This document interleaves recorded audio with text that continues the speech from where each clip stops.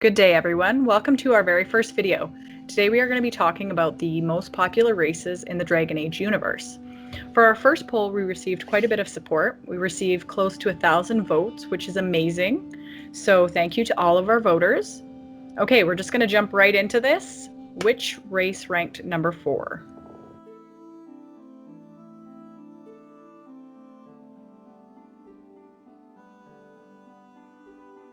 So in fourth place, we have the Dwarves with only 13% of the votes, which is a bit surprising. I thought it would be much higher than that. What do you think about the Dwarves? What do you think? Did they end up fourth? So the first thing that I thought of was kind of that lack of representation throughout the games, unfortunately. Yeah, it's only 2 companions in Origins, which is Ogryn and Sigrun, and only one in Dragon Age 2, Varric, and one in InQUIZition, but then it's not a new one, it's just Varric being repeated again. Yeah, and the other thing that ends up happening, I think, with the lack of representation means you also have a lack of romance options, which we all know for BioWare fans, that's a huge thing. Especially, the only one we got is Scout Harding, and she was not even an actual romance. She was just hinted to be a romance through the game.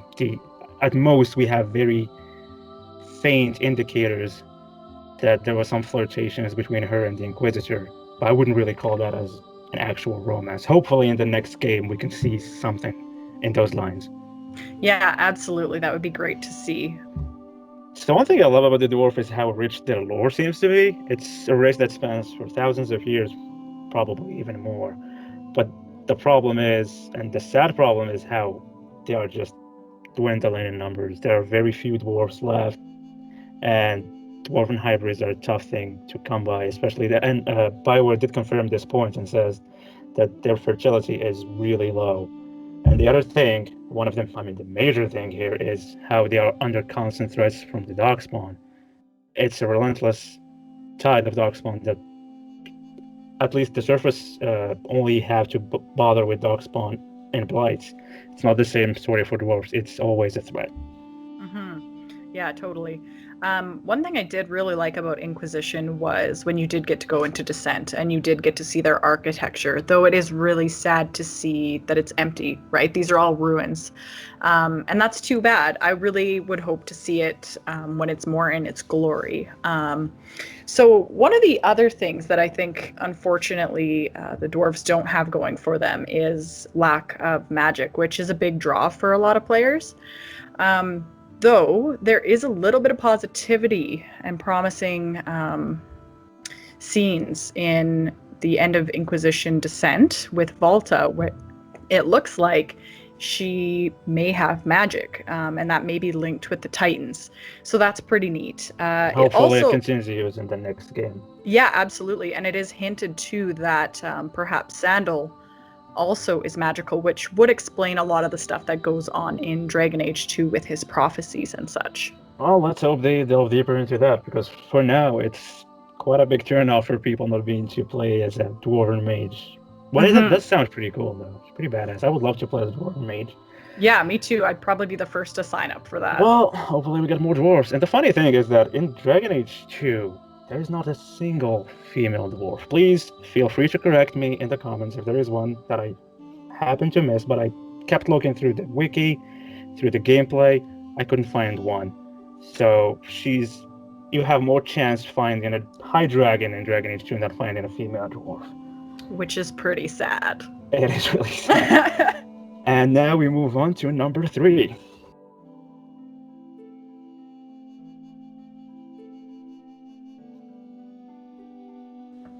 So in third place, we have the Quinaris with about 17% of the vote. This one honestly did surprise me a little bit. I thought that the dwarves and Quinari would be reversed. Same here. Yeah, it was shocking, but kind of cool that people really are interested and intrigued by the Quinari. Mm-hmm. For me, what gets me interested is, like, we don't know a lot about this race. Where did they come from? Like, who were the Koth Sith? Crifius, he hints that they're an experiment gone wrong. So that, to me, is definitely the part that pulls me towards them. And the other fact that the Quinaris is the Quinari are a race that is unique to Dragon Age. You can see Quinaris in other settings that are not in Middle-earth, that are not in Warhammer, not in The Witcher. It's only in Dragon Age, which does give it that feel of exclusivity. Yeah. Because the first time I was playing Dragon Age 2, and the first, I mean, we did see Quinaris in Dragon Age Origins, but then they were not. They didn't look really any different from. No, they just look like big humans. Yeah, tall humans with white hair. That's what Yeah. they looked like. Yeah. And they talked in very mysterious ways. My first time seeing the Airtalk in Dragon Age 2, I loved that moment because he looked so different from anything else we saw. Yeah, at that like point. those massive horns, and he just Massive almost horns, looked like monstrous. Yeah, body tattoos, his outfit, the way he talked, how intimidating he was. Yeah. It gives a certain weight to his character, and it actually made me love the Quinaris in Dragon Age 2. But here's the problem. Everyone was hyped about playing as a Quinari in Dragon Age InQUIZition, but then comes the sad reality that the character creation was not as, I'm going to be honest about it, was not as good as we all hoped for, which is a general issue with InQUIZition and not with the Quinaris in InQUIZition, but I would say the Quinaris suffered the most from this issue, especially that they looked nothing like their concept art. Yeah.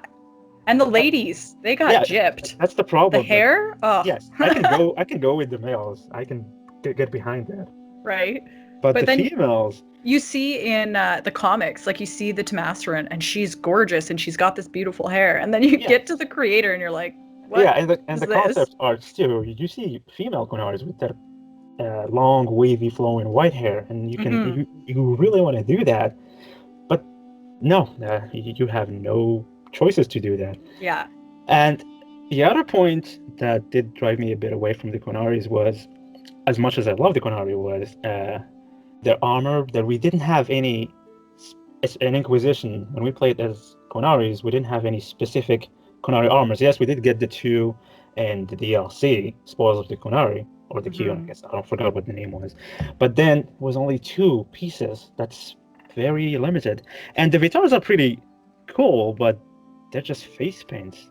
And we need to deal with the fact that Quinaris do have helmets and specific looking armor, because we saw that in Dragon Age 2, and we saw that in Trespasser, where I was amazed by how they were designed. I loved that, but then I was not given the chance to be able to use those armors for my own Quinari Inquisitor in the game. Yeah.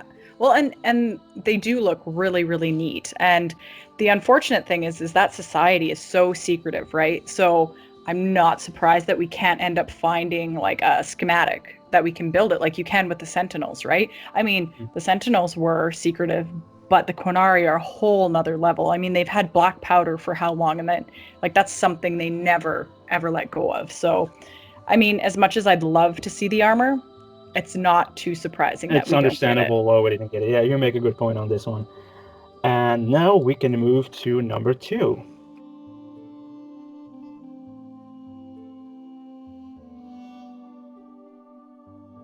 And in second place, we have humans with 22% of the votes. I'm not surprised here, actually, that they didn't take first place, because a lot of people see them as being the boring, obvious race. I mean, you are a human. We are all human, and we're surrounded by humans, and they're pretty much everywhere in every other game, in every other setting. Yeah, I think people, this is their comfort zone. It's really familiar. So if you're even new to, fantasy RPG games, I think for a lot of people, this might be their first choice. Yeah, especially if it's the first game of the series. Plus, the other thing, see them as being quite flexible as a race. They're easier to create on character creation, too. Yeah. And they tend to get more romance options than other races. Well, and they're definitely the most represented race in all of the games, for sure. Yes, too many nations, too many people, too many different classes and all that. But there are still some limitations, though. I mean, I can see between Dragon Age Origins and Dragon Age InQUIZition, we just have exactly the same origin story, right? Yeah, absolutely, it is. So that was kind of a letdown, right? You get Origins and you've got this really in-depth backstory.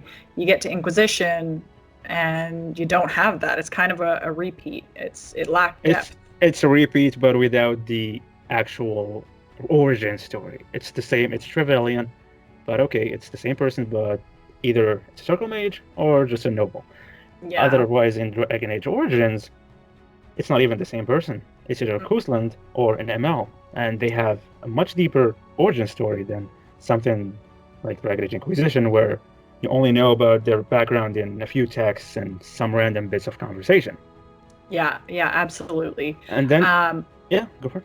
So the nice thing though is that it definitely has the most romance options, right? You get that choice pretty much everyone. There's no. Yeah, I think the only exception would be Solus, basically. Yeah, that's right. That is But the it only makes exception. sense. Yeah, definitely does.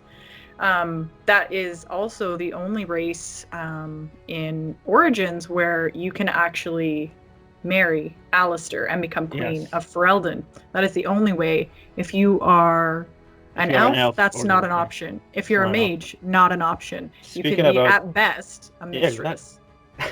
Which is funny. Right?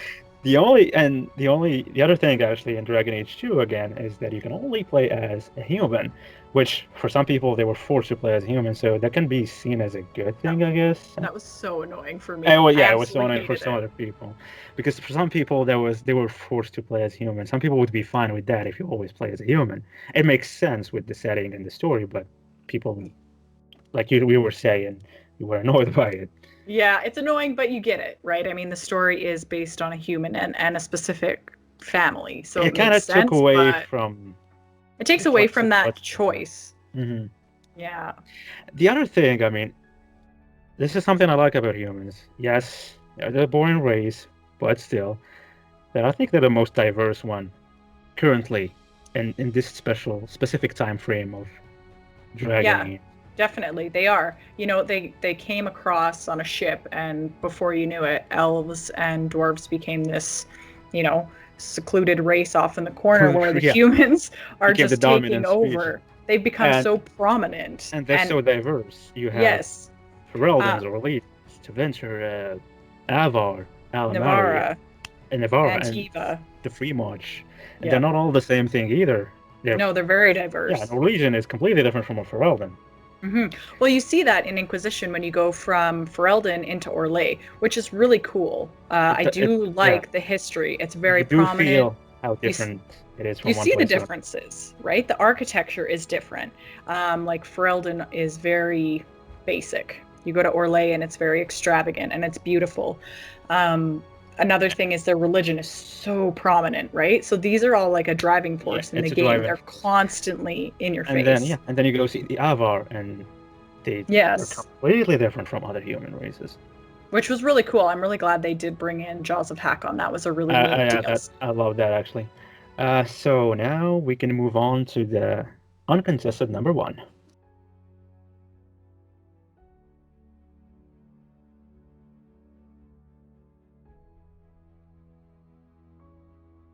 In first place, we have Elves at 48% of the vote, which is nearly 50%. Yeah. This isn't overly surprising. I think that Elves tend to place highly in all fantasy genre games, books, movies, etc. To me, they always kind of seem like that epitome of fantasy. This is also true with dwarves, but dwarves always seem to be on that brink of extinction, while elves are thriving. Except the Dragon Age elves are a little bit different. They're on their basically their lowest phase. Right, maybe they're rising now, actually. Yeah. I don't know, because of what happened to Trespasser. So maybe they're coming back. Let's hope it's a good comeback. Yeah. Well, that again might be up for debate. We'll have to wait and see. They're kind of a shadow. One thing that I like about them too is how different they feel from other elves in other settings. I can see elves in Dragon Age. They're much different than, let's say, elves in Middle-earth or Warhammer or the Elder Scrolls. I like that. I like to see the elves in a unique shade in this game. It takes away from the basic run-of-the-mill, hey, elves, old, mystical race, wise, can't do anything wrong.